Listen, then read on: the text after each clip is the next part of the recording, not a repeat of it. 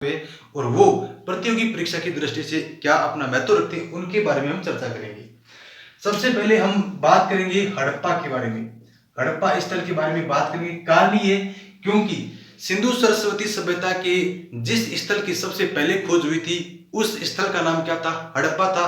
इस वजह से इस सभ्यता को हड़प्पा सभ्यता के नाम से भी जाना जाता है। इस बात को ध्यान रखिए। और हड़प्पा स्थल की खोज किसने की थी? तो ध्यान रखना 1921 में किसने की थी? राय बहादुर दयाराम साहनी ने की थी। राय बहादुर दयाराम साहनी। अब ध्यान रखिए राय बहादुर इनकी क्या है? उपाधि है। और इन ये जो उत्खनन करता है या पुरातत्वविद है इनका नाम क्या है? दयाराम साहनी है। और दयाराम साहनी का जो जन्म था वो अविभाजित भारत की पंजाब में हुआ था और उनकी मृत्यु जो थी वो राजस्थान के जयपुर में हुई थी। इस बात को ध्यान रखिए। 1921 में इन्होंने क्या किया था? हड़प्पा स्थल की खोज की थी। इस बात को ध्यान रखिए। और हड़प्पा स्थल की खोज इन्होंने जॉन मार्शल जो कि उस समय ASI के यानी भारतीय पुरातत्व सर्वेक्षण विभाग के क्या थे? महानिदेशक थे। उनकी निर्देशन में इस स्थल की खोज की थी राय बहादुर दयाराम साहनी ने। उसके बाद बात करें हड़प्पा शब्द के लिए हमारे जो 4 वेद है उन 4 वेद में सबसे पहला और प्राचीन वेद ऋग्वेद में जो नाम आता है वो क्या है? हरियूपिया कहा जाता है या ऐसा माना जाता है कि ऋग्वेद में जो हरियूपिया है, जो हरियूपिया के स्थल के बारे में बताया गया वही आज का या 5000 साल पहले का क्या है? हड़प्पा है। यानी कि हड़प्पा को ऋग्वेद में हरियूपिया नामक जिस स्थल के बारे में बात की गई है उससे संबंधित किया जाता है। इस बात को जानिए। उसके बाद में और बात करें हड़प्पा को एक इतिहासकार हुए स्टुअर्ट पिगट। क्या नाम है उनका? Stuart Piggott. स्टुअर्ट पिगट महोदय ने हड़प्पा को किस नाम से संबोधित किया जा रखना? स्टुअर्ट पिगट ने इसे कहा है अर्ध औद्योगिक नगर। क्या कहा है? अर्ध औद्योगिक नगर। प्रतियोगी परीक्षा की दृष्टि से काफी महत्वपूर्ण प्रश्न बनता है कि स्टुअर्ट पिगट महोदय ने किस स्थल के लिए अर्ध औद्योगिक नगर शब्द का प्रयोग किया? उत्तर होगा हड़प्पा। इस बात को विशेष ध्यान रखें। और हड़प्पा के बारे में क्या इंपॉर्टेंट है ध्यान रखें कि जब हमने सिंधु सरस्वती सभ्यता के सामान्य परिचय के बारे में पढ़ा था तो हमने ये देखा था कि 1856 में जब कराची से लाहौर के बीच में रेल पटरियों को बिछाने का काम किया जा रहा था और 2 इंजीनियर जिनमें उनका नाम ब्रंटन बंधु आता है, एक का नाम था विलियम ब्रंटन और एक का नाम था जॉन ब्रंटन। इन दोनों भाइयों ने क्या किया था? इस कार्य को अंजाम देने में अपनी महत्वपूर्ण भूमिका निभाई थी। तो 1856 में कराची से लाहौर के बीच रेल पटरी बिछाने में जिस स्थल की सबसे ज्यादा ईंटों का इस्तेमाल किया गया था वो आपका कौन सा था? हड़प्पा था। इस बात को भी ध्यान रखिए। हड़प्पा की ईंटों का सबसे ज्यादा प्रयोग किया गया था। ठीक है ना? हड़प्पा की ईंटों का सबसे ज्यादा प्रयोग किसमें किया गया था? रेल पटरियां बिछाने में। और कहां से कहां तक? वो थी कराची से लाहौर तक। उसके बाद बात करते हैं अच्छा एक चीज ध्यान रखना 1921 में इन्होंने खोज कर दी। एक आएगा आपके 1946 एक सन याद रखना आपको। और 1946 का सन क्यों याद रखना है? क्योंकि इस साल मार्टिमर वेलर नामक एक अंग्रेजी इतिहासकार या पुरातत्वविद वो क्या करेंगे? हड़प्पा की खुदाई करेंगे। और खुदाई के दौरान ये क्या करेंगे? जो आप इस बात को जानते हो कि सिंधु सरस्वती सभ्यता की जितने भी स्थल है लगभग एक धोलावीरा और लोथल को छोड़ दिया जाए ये अपवाद है, बाकी जो स्थल है वो 2 भागों में बंटे हुए थे। एक भाग हुआ करता था पश्चिमी भाग, ठीक है, और एक भाग हुआ करता था पूर्वी भाग। सिंधु सरस्वती सभ्यता में जितने भी स्थल पाए गए हैं उन स्थलों में केवल 2 स्थलों को छोड़ करके लोथल और धोलावीरा 2 स्थलों को छोड़ करके बाकी जितने भी स्थल पाए गए हैं मुख्यतः उनमें उस स्थल के 2 भाग हुआ करते थे। एक भाग था पूर्वी भाग और एक था पश्चिमी भाग। पश्चिमी भाग को क्या कहते थे? दुर्गीकृत क्षेत्र कहते थे। दुर्गीकृत क्षेत्र यानी कि ऐसा क्षेत्र जहां पर दुर्ग या किले की जैसी संरचना पाई जाती हो। और पूर्वी भाग ये था सामान्य रिहायशी भाग। इसे रिहायशी भाग के नाम से भी जाना जाता है या इसे निचला क्षेत्र भी कहते हैं। निचला क्षेत्र, ठीक है। और इसमें जो जन सामान्य थे यानी कि सामान्य जो जनता थी वो निवास करती थी। इस तरीके से इनका नगर नियोजन था। तो अब बात करते हैं मोर्टिमर वेलर को हमने यहां क्यों लिखा है? तो ये जो हड़प्पा स्थल का जो दुर्गीकृत क्षेत्र था या पश्चिमी जो भाग था उसे इन्होंने क्या नाम दिया? माउंट एबी। क्या नाम दिया था? माउंट एबी, ठीक है। यानी कि हड़प्पा स्थल के पश्चिमी टीले को या पश्चिमी क्षेत्र को या दुर्गीकृत क्षेत्र को मोर्टिमर व्हीलर ने क्या नाम दिया था, माउंट एबी की संज्ञा या माउंट एबी का नाम दिया था। इस बात को विशेष ध्यान रखें। उसके बाद में और बात करते हैं हड़प्पा से क्या मिलता है। तो हड़प्पा से जो मुख्य जो आकृति मिलती है वो आपकी अन्नागार। क्या है? अन्नागार। अन्नागार क्या था?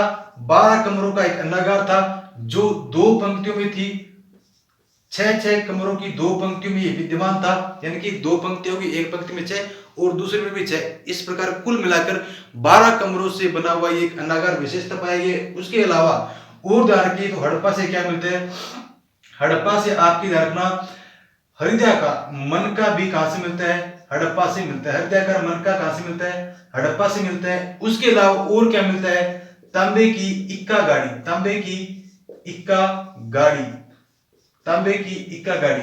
आप कभी भी देखते होंगे कि जब कभी भी अंग्रेजों का कोई समारोह होता है, बड़े जो राजा महाराजा टाइप के जो लोग होते हैं तो वो क्या करते हैं, जो एक कोई विशेष लोग होंगे उनमें केवल 1 या 2 मान के चलिए राजा या रानी एक विशेष प्रकार की गाड़ी पर बैठ करके आते हैं और उस गाड़ी को या कोई घोड़ा, 1 घोड़ा या 2 घोड़े उस गाड़ी को चला रहे होते हैं और केवल राजा और रानी या 2 या 1 या 2 कोई विशेष महत्वपूर्ण लोग ही उस गाड़ी पर बैठते हैं। उसे हम बोलते हैं इक्का गाड़ी। ठीक है, इक्का गाड़ी वह गाड़ी होती है जो 1 या 2 घोड़ों के द्वारा चलाई जाती है और उसमें केवल बैठने के लिए 1 या 2 व्यक्ति उसका इस्तेमाल कर सकते हैं। इसके अलावा ये जो साधारण व्यक्ति होते हैं उनके लिए काम में नहीं ली जाती। इस बात को जान के तो तांबे की इक्का गाड़ी भी कहां से मिलती है, हड़प्पा से मिलती है। इसके अलावा और बात करें, ये जो हड़प्पा स्थल है इसके दक्षिणी जो भाग है वहां से एक कब्रिस्तान मिला जिसे क्या नाम दिया गया है, कब्रिस्तान R37। आपसे प्रश्न पूछा जाए कि कब्रिस्तान R37 का संबंध किस स्थल से है, तो ध्यान रखना हड़प्पा से है।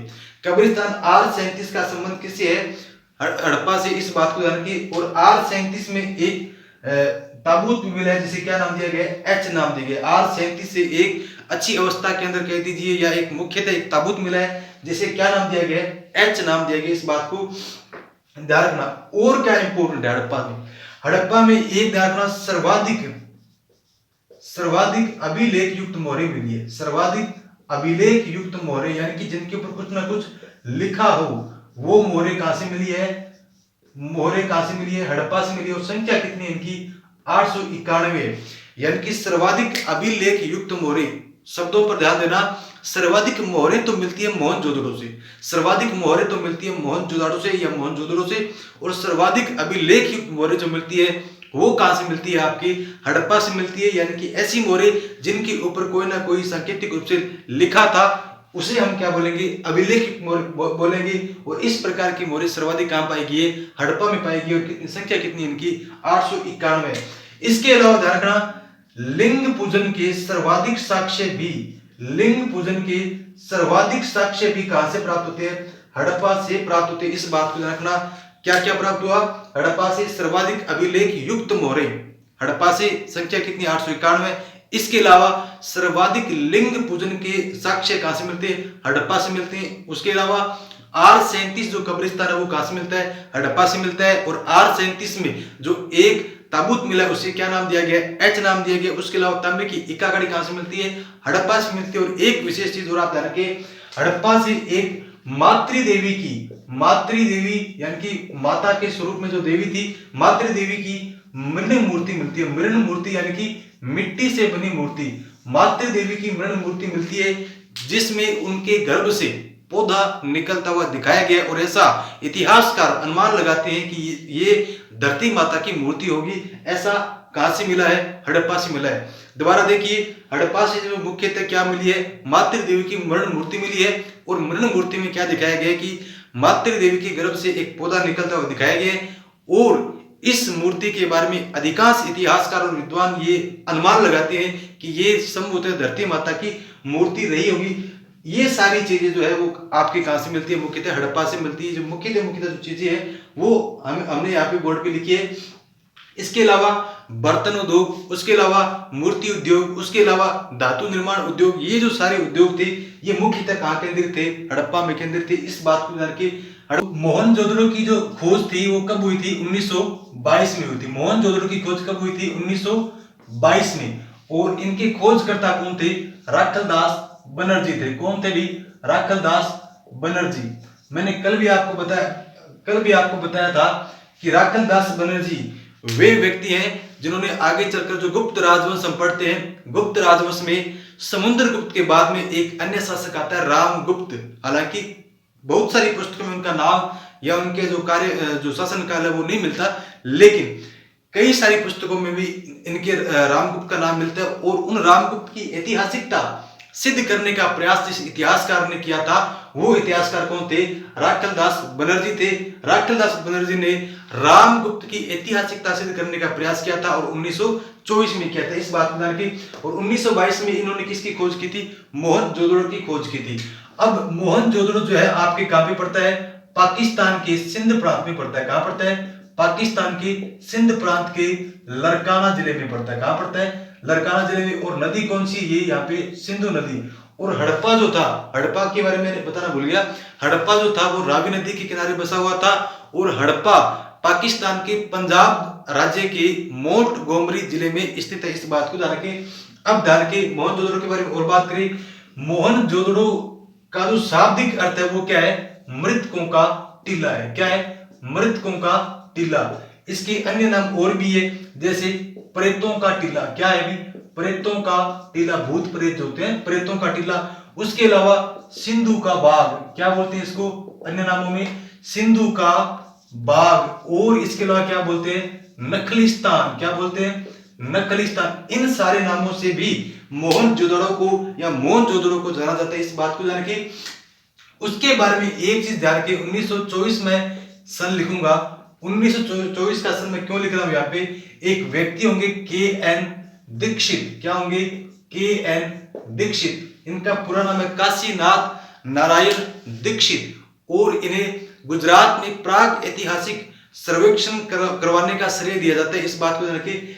के.एन. दीक्षित महोदय ने भी 1924 में, कब? 1924 में मोहनजोदड़ो का क्या किया था? उत्खनन किया था, इस बात को भी ध्यान रखिए। अब बात करते हैं मोहनजोदड़ो से एक 1980 का जो साल है वो आप याद रखिए। 1980 में यूनेस्को ने इसे क्या बनाया था? विश्व धरोहर स्थल घोषित किया था। विश्व धरोहर स्थल यानी कि वर्ल्ड हेरिटेज साइट के रूप में इसे घोषित किया था 1980 में, इस बात को भी ध्यान रखिए। उसके बाद में मोहनजोदड़ो से मिला क्या क्या? ये काफी इंपॉर्टेंट है। एक तो अन्नागार, ठीक, एक स्नानागार, इसके अलावा महाविद्यालय के साक्ष्य भी कहां से प्राप्त होते हैं? मोहनजोदड़ो से। उसके अलावा स्टेडियम जैसी संरचना के साक्ष्य भी कहां से प्राप्त होते हैं? मोहनजोदड़ो से प्राप्त होते हैं, इस बात को ध्यान रखिए। और इन सब संरचनाओं में सबसे बड़ी जो आकृति है, संरचना है, वो कौन सी है? अन्नागार की है, ठीक है। सबसे बड़ी जो संरचना है वो किसकी है? अन्नागार की। इस बात को भी ध्यान रखिए। 45.71 गुणा 15 पॉइंट समथिंग जो है 15.23 मीटर इसकी क्या है? आकार, इसका आकार है, क्षेत्रफल है इसका अन्नागार का, सबसे बड़ा है, इस बात को ध्यान रखिए। उसके अलावा स्नानागार भी काफी बड़ा था। और स्नानागार के बारे में आपको दो कथन याद रखने। एक तो कथन है जॉन मार्शल का। किसका है? जॉन मार्शल का। और एक आपकी डीडी कोसांबी का। किसका है? डीडी कोसांबी का।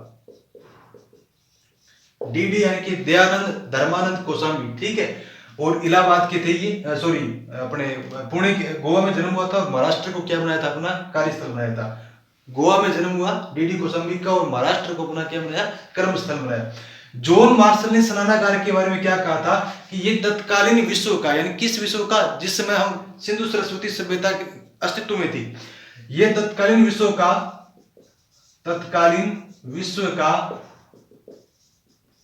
आश्चर्यजनक निर्माण बताया। यानी कि ये जो स्नानागार है वो तत्कालीन विश्व का आश्चर्यजनक निर्माण था। ऐसा किसने कहा? जॉन मार्शल ने कहा था। किसके बारे में कहा था? मोहनजोदड़ो से प्राप्त जो स्नानागार है उसके बारे में कहा था। उसके बाद बात करते हैं डीडी कोसांबी। डीडी कोसांबी ने कहा था कि ये जो स्नानागार है ये हिंदू शास्त्रों में जिस पुष्कर सरोवर का उल्लेख मिलता है उससे मिलता जुलता है, ठीक है ना। हिंदू शास्त्रों के अंदर जो पुष्कर सरोवर का जो उल्लेख आता है उससे तुलना किसकी की है? मोहनजोदड़ो के स्नानागार से की है। किसने की है? डीडी कोसामी ने की। इस बात को ध्यान रखिए। उसके बाद में बात करते हैं और क्या यहां से मिलता है, तो दो चीजें काफी इंपॉर्टेंट है। एक तो नगन नर्तकी की कांस्य मूर्ति, क्या? नगन नर्तकी की कांस्य मूर्ति, ये इंपॉर्टेंट है, जो मोहनजोदड़ो से प्राप्त हुई है। उसके अलावा एक जो पद्मासन मुद्रा में बैठे योगी की मूर्ति, पद्मासन मुद्रा में बैठे योगी की मूर्ति भी कहां से प्राप्त हुई है? मोहनजोदड़ो से प्राप्त हुई है। और ध्यान रखना, ये जो योगी है, इनके बाएं तरफ तो क्या बैठे हैं? भैंसा व गेंडा इनके बाएं तरफ बैठा है। और इनके दाईं तरफ कौन बैठा है? हाथी व बाघ। दो जो पशु है ये बैठे हैं किस तरफ? ये तो बैठे बाईं तरफ, ठीक है। भैंसा व गेंडे किस तरफ बैठे हैं? बाईं तरफ। और दाईं तरफ कौन बैठा है? हाथी व बाघ। और जो नीचे की तरफ है, जो उस मूर्ति में या मोर में, वो कौन बैठे हैं? दो हिरण बैठे हैं। कौन बैठे हैं? दो हिरण, ठीक है, या हरिण जिसको हिंदी में लिखा जाता है। दो हिरण बैठे हैं, ठीक है। और इन दो हिरणों में से एक जो हिरण है वो क्या है? खंडित है। इस बात को ध्यान रखें। तो ये योगी की मूर्ति मिलती है। और नगन नर्तकी की कांस्य मूर्ति क्यों प्रसिद्ध है? क्योंकि ध्यान रखना, एक अपने भारत की संस्था ICHR, Indian council for historic research, इन्होंने इनकी एक पत्रिका निकलती है जिसका नाम है इतिहास, ठीक है। इस संस्था के द्वारा एक पत्रिका निकाली जाती है जिसका नाम क्या? इतिहास। और इतिहास के 2016 वाले अंकन में इसे क्या बताया गया था? पार्वती बताया गया था। क्या बताया गया था? पार्वती बताया गया था। इस बात को ध्यान रखिए। ICHR जो संस्था है, Indian council for historic research, इनकी जो पत्रिका निकलती है इतिहास, उस इतिहास पत्रिका के 2016 के अंकन में इस कांस्य मूर्ति को, जो नगन नर्तकी की कांस्य मूर्ति है जो मोहनजोदड़ो से प्राप्त हुई है, उसे क्या बताया गया था? पार्वती बताया गया था। इस बात को ध्यान रखिए। उसके अलावा ध्यान रखिए, सर्वाधिक मोहरें कहां से प्राप्त होती है? मोहरें कहां से प्राप्त होती है? वो मोहनजोदड़ो से ही प्राप्त होती है। और सर्वाधिक अभिलेख मोहरें कहां से प्राप्त होती है? वो हड़प्पा से प्राप्त होती है। इस बात को ध्यान रखिए। और इनकी संख्या कितनी है? 1398। इस बात को ध्यान रखिए। इसके अलावा एक चीज हड़प्पा और मोहनजोदड़ो में कॉमन है, वैसे तो कई सारी चीजें कॉमन है, जो मैंने यहाँ नहीं लिखी वो बता रहा हूं। हड़प्पा से सबसे पहले स्वास्तिक चिन्ह की प्राप्ति होती है। इस बात को रखना है अपने को कि भारत के उत्खननों के इतिहास में सबसे पहले हड़प्पा स्थल की खोज हुई। और हड़प्पा स्थल की खोज के बाद जब वहां उत्खनन किया गया, तो उत्खनन में वहां से स्वास्तिक चिन्ह की प्राप्ति हुई। और ऐसा माना जाता है कि सिंधु घाटी सभ्यता की या सिंधु सरस्वती सभ्यता की महत्वपूर्ण जो देन है, उनमें से एक स्वास्तिक का चिन्ह भी वर्तमान भारत को जो देन है सिंधु सरस्वती सभ्यता की, उनमें से एक मानी जाती है। इस बात को भी ध्यान रखना। और मोहनजोदड़ो से भी स्वास्तिक चिन्ह जो है वो काफी संख्या में प्राप्त होती है। ये सारी बातें हड़प्पा और मोहनजोदड़ो से संबंधित